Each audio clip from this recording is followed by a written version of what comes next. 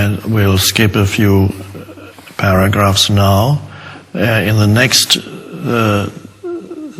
sentence here, there's a brief reference again to the battle, but already it's used metaphorically rather than the real battle. Heed this important point about life in general. The way to win this great war is to react alike to both pain and pleasure, profit and loss, victory and defeat. You may remember I wrote in A New Earth about the Zen master who, when accused of having done something, falsely accused, all he ever said is that so? He immediately accepted, he reacted alike to pain and pleasure, victory and defeat, just completely at one with the isness, as I sometimes call it, of the present moment. That's what it is. So the way to this realization is the inner alignment, the inner oneness with what is now. And the spiritual practice is, as I sometimes put it, saying yes to whatever arises in this moment. So, pain or pleasure, it is what it is at this moment. Profit or loss is what it is.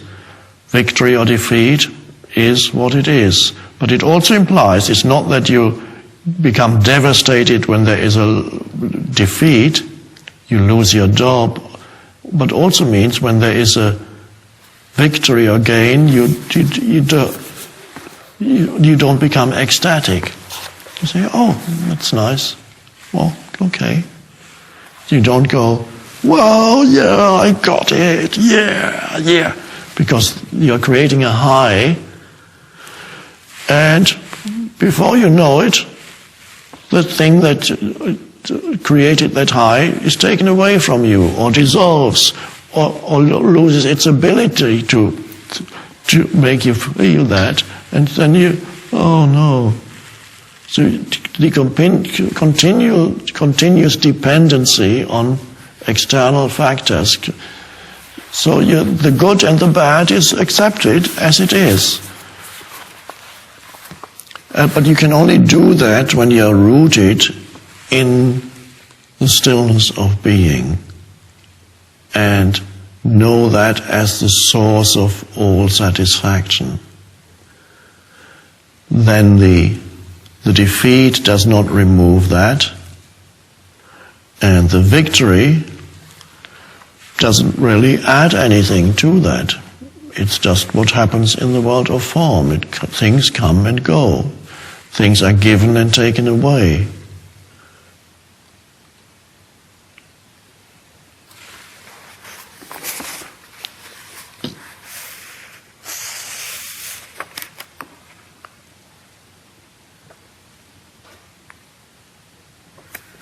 And now we come, still in the same chapter, to what some people, including Mahatma Gandhi, who read the Bhagavad Gita throughout his life, whenever he needed inspiration, he would go back to it. And according to him, what comes now, and other interpreters and teachers, is the most important teaching of the Bhagavad Gita.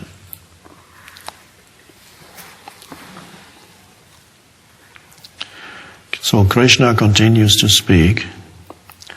You have now heard an intellectual explanation of the principle of Atma, the true self, and of the need to discriminate between the real, the unchanging, and the not real, anything that changes. Now pay attention while I explain a practical spiritual discipline called Karma Yoga for living a more effective, happier life in this vexing, ever-changing world. This is the path of selfless, God-dedicated action.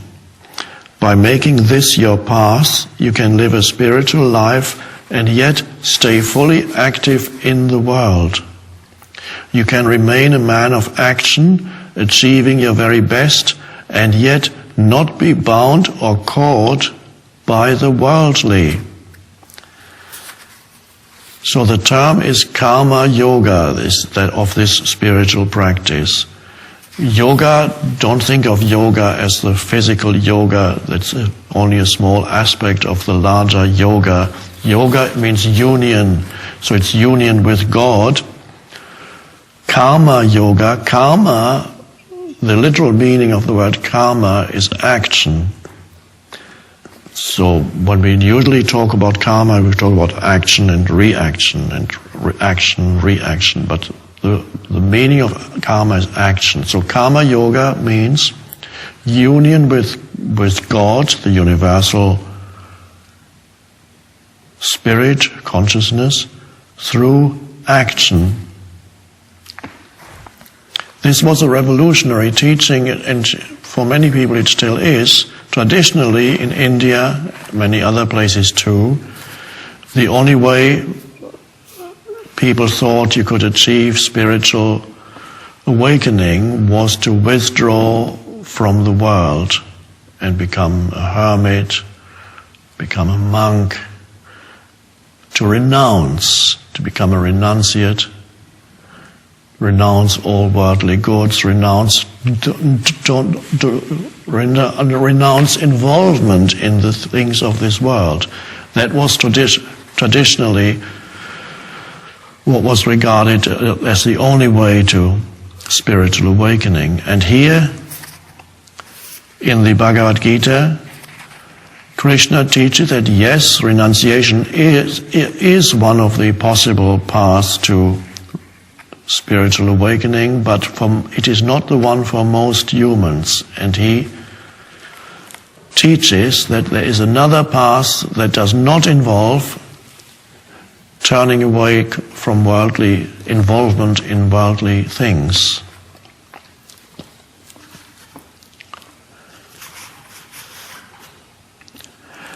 Now he explains further what Karma Yoga is. When one's actions are not based on desire for personal reward, one can more easily steady the mind and direct it towards the Atma, the true self within. For the person of steady mind, there's always just one decision. Your attention is on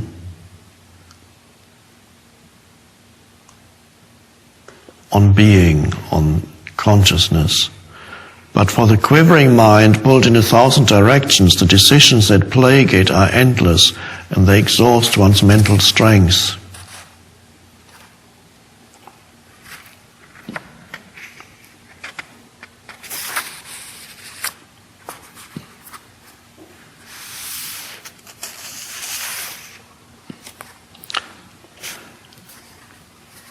Further explanation of what Karma Yoga is. Work hard in the world, but for work's sake only. That's the translation here. Now that I've scribbled here, I looked up how this person, Mascaro, translates the same sentence. And that's quite beautiful. And this sentence is the essence of Karma Yoga, that spiritual practice. Set thy heart upon thy work, but never on its reward. And there we have the essence of the whole thing, and that becomes a spiritual practice. Now what does that mean exactly? Set thy heart upon thy work. Give whatever, and work does not just mean the work that you do for a living. Work means any action that you perform. Set thy heart upon thy work means give whatever action you perform in this moment your fullest attention. Do it fully. Be fully in it. But never, don't set your heart on its reward. Setting your heart, it means where's your attention?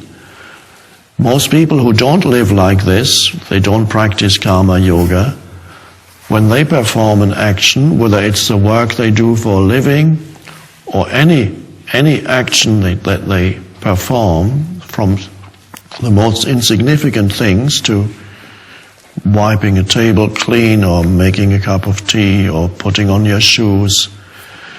These are all actions.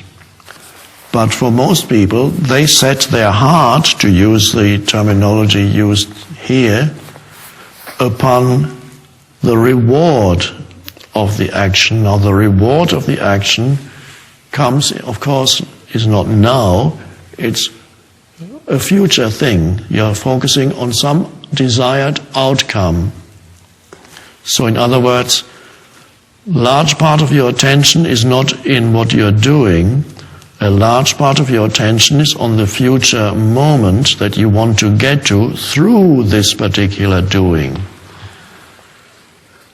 And when I say a large part of your attention is on the future moment that you want to get to, what I'm really saying is that a large part of your attention is in your mind, in your thoughts, rather than in the doing.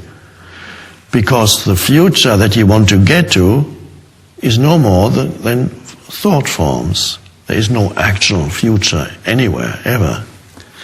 So when you are focused mentally on the reward, in the terminology of the Gita, you're really trapped in thought patterns of future. Those thoughts of future reward, outcome, where I want to get to, what I want to achieve through this, takes attention away from the doing itself, and the doing becomes inferior in your mind to the desired outcome. And so the energy that flows into the doing is karmic energy. In terminology of this, it creates further suffering. And you're not connected to the deeper intelligence within you when you are focused on the reward of the sometimes it's called also the fruit of your action in some translations. So when you are focused on the action itself, then the ego is no longer operating through you. The egoic self, the false self, is no longer performing the action. But you connect with a deeper level within yourself when you are fully giving your fullest attention to what you are doing. Egoic action is always a means to an end. This is why the ego also, every human being the ego meets becomes somehow a means to an end. The ego cannot fully appreciate the presence or the being of another human being. It cannot honor another human being. It cannot love another human being. It unconsciously can only use another human being for some egoic purpose. It doesn't know that. It might even think it's in love with another human being, not knowing that what they call in love is the ego wanting to have this human being in your life because it adds something to who you think you are, or it fills a feeling of lack inside you temporarily, and then this other human being is there to make you feel complete. You make me feel complete, but it doesn't work for very long, of course, because that incompleteness is always part of the egoic consciousness.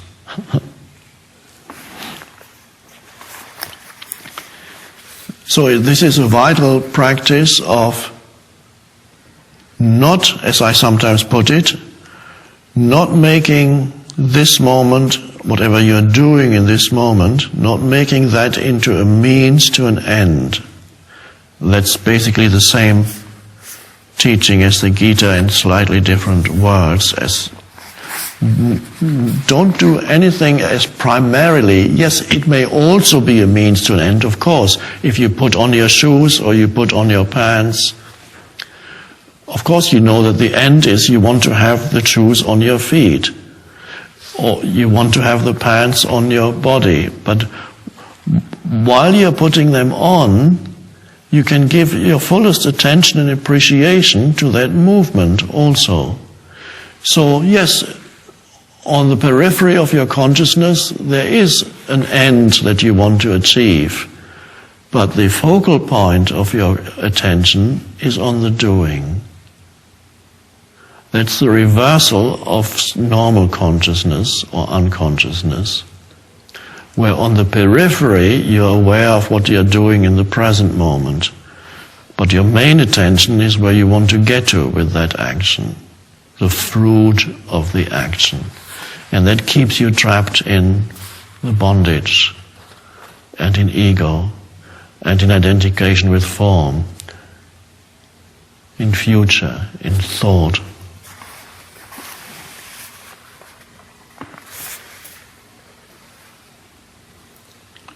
Set thy heart upon thy work, but never on its reward. You have every right to work, but you should not crave the fruits of it.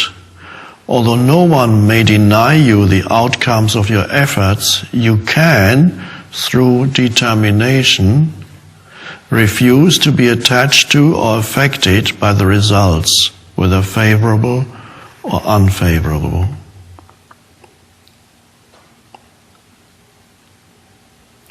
Desire for the fruits of one's actions brings worry about possible failure.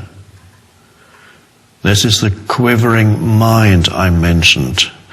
When you are preoccupied with end results, you pull yourself from the present into an imagined, usually fearful future.